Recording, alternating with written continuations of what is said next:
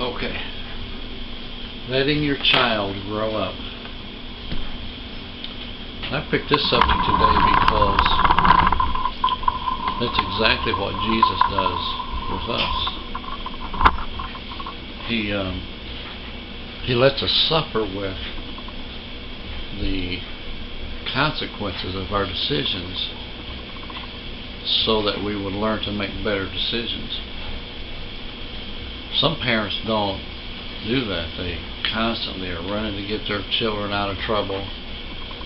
They're constantly fixing all the mistakes, and they're telling them the things that are wrong are actually right, and they're never letting the child grow any. So that's how some kids end up to be 45, 50 years old, and some 60, still living with mom and dad in some cases. But if we never learn this, you never grow in it. Some people, they don't understand why God don't just jump in and stop all the misery, stop all the death, stop all the sicknesses, stop all the consequences of the actions that men have caused. Well, men have caused the 39 major diseases when he sinned. Sin has brought a lot of different things into this world that has a lot of tremendous consequences. Like when Cain killed Abel, the very first murder, brought a lot of consequences into life. When you murder somebody, there's a consequence, even if you never get caught. It's a bearing on your conscience. Family hear about it, and people's lives that is destroyed because of it, and it just goes on and on, And so God, in His wisdom, decided to let man suffer the consequences of his actions, thereby growing up. I remember a movie, I'm trying to think of the name of the movie, called The Encounter, where a man played Jesus there, and they asked him, why does God let all this stuff go on, and why can't He just stop it? And the Lord told him there, the man playing the Lord told him there, He said, we live in a fractured creation. That means broken. Boy, you got that. He hit that nail right on the head. Nail. I wish I could speak better. I want to meet the Lord. I'm going to say, Lord, help me to speak better. Anyway, we live in a fractured creation. This thing is being broken, and it's not only is it fractured, but the devil keeps trying to seep in poisons between the cracks, So the Bible says we have an adversary, which is the devil, and he's not just willing to leave stuff alone.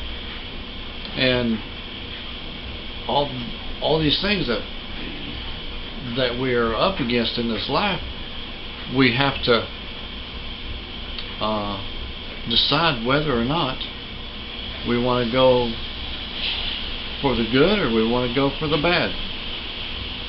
Because a fractured creation can do one of two things.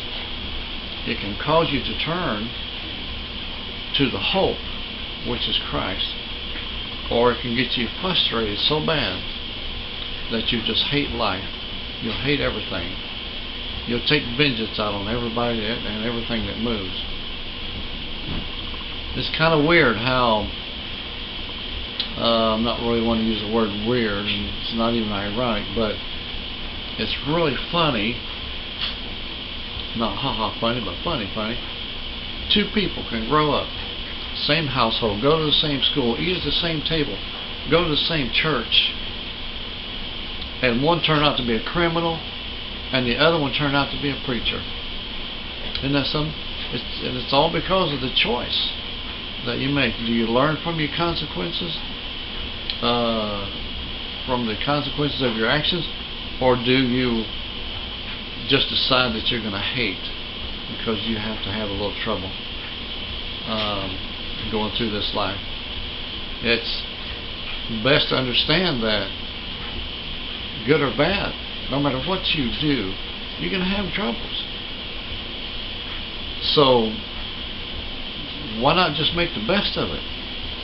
You know, decide to do something good. There's a story I want to tell, but I don't have time. Sheep herder, ST, they got caught stealing sheep, you know, these thieves. And so I'm making it real quick. They stamped an ST, they branded an ST on their forehead. Well, there was two of them. They were brothers. One says, I'm going to teach these people that I'm going to be bad. I'm going to teach him. And he finally did show them people, you know, because they branded him. And they put him in jail. And he got out and he tried to do vengeance, and he ended up back in jail and died there. The other brother says, I'm going to do something good. And later, down through the years, where he had branded on his forehead that ST, he says, I'm going to make something good in my life. And he was living in the same town where he got caught. And 20, 30 years later, the new guy came into town.